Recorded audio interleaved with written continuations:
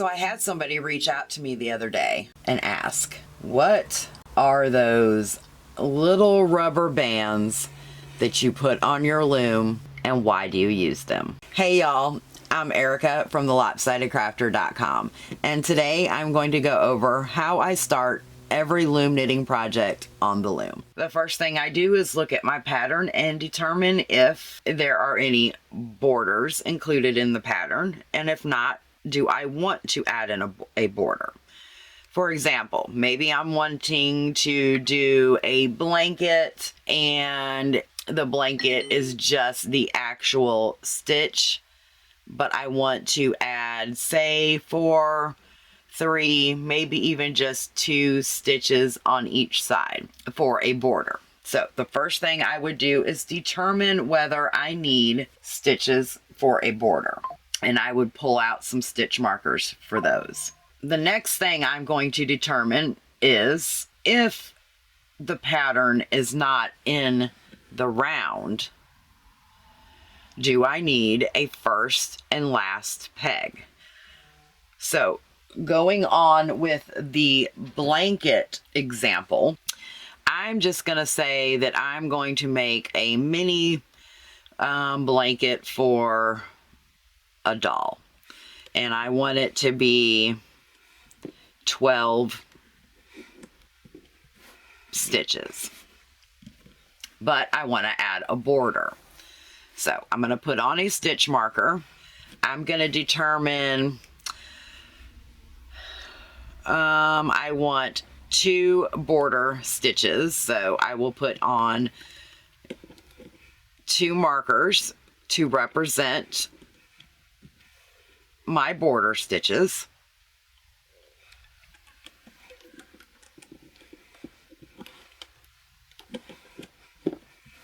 Okay, so this would be my first peg. When knitting this way would be a U-knit, and when going back the opposite direction would represent my skipped peg.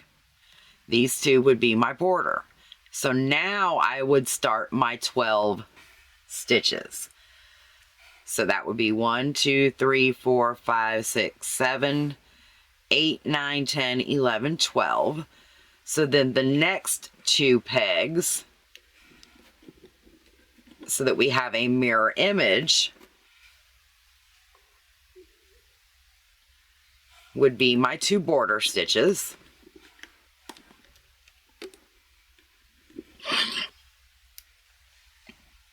And this last peg would be either my turn knit or my skipped peg. Now maybe the pattern says that you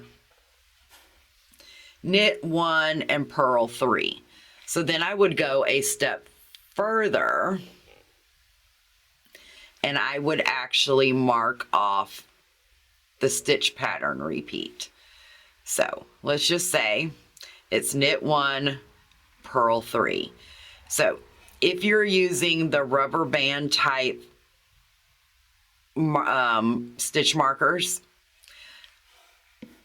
you can either put 1 on each peg, or because these stretch, I can wrap 1 over all 3. So 1, purl 3, 1, purl 3, 1,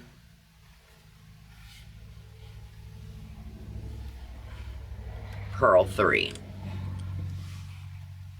Maybe you have a 3-stitch cable. You could do the same with your purls on either side of your cables, and then the 3 stitches would represent your cable. There's many different ways to mark the loom. Mark it whichever way is going to be best for you to remember, because this is going to be your project. For me, essentially, unless it's like I stated previously, this was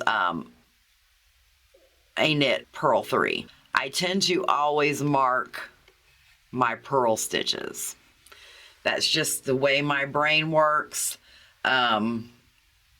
Sometimes, so you, like I said, you can mark the loom any way you want for you to remember. But I always have my end peg and my border pegs.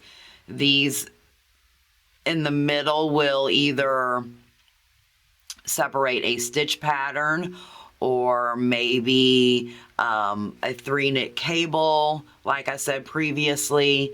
If I am doing a rib where it's knit 2, purl 2, I always mark the purl stitches.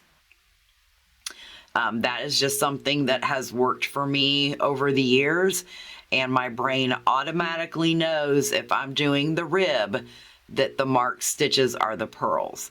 And I usually go a step further and will use a purple stitch marker, because P for purple, P for purl. It just helps my brain a little bit more. Now, obviously, if I'm working on a purple loom, you know, it's kind of hard to see those purple rubber bands. But like I said, I do tend to mark the purls unless it's a specific stitch pattern. So this is how I start every loom knitting project. Stitch markers for me are a must. They help you, or at least for me, they help me flow through the pattern better. I know exactly what I'm doing in each area of the loom. Now, if you have a pattern that the stitch pattern changes, like say every 3 or 4 rows, what you can do is add another stitch marker. Say you're on a row, let's just say you're doing cables, and it's purl 1, knit 3, purl 1, knit 3 for 4 rounds, okay? Let's say that this is the round that you actually need to do your cable on, okay? What you can do, so if you say you finish your round, you've got to get up, your next round is the cable round, you've lost track in your pattern, you don't know where you are, what you can do is take a locking stitch marker and you can just pop it on to that rubber band, and you know that the round you're working on is the actual cable round. So I always try to use visual markers for myself. I write hash marks down. I write everything down when I am doing my pattern. And like I said, try to give myself some more visible cues just in case I have to lay it down, or I've laid it down for, you know, who knows, a week or 2, and you come back and you're like, oh, where am I at? These extra visual cues like this definitely will help. So this, like I said, is how I start every project on the loom, and why I believe stitch markers are your best friend. And until next time, happy loom knitting. Bye.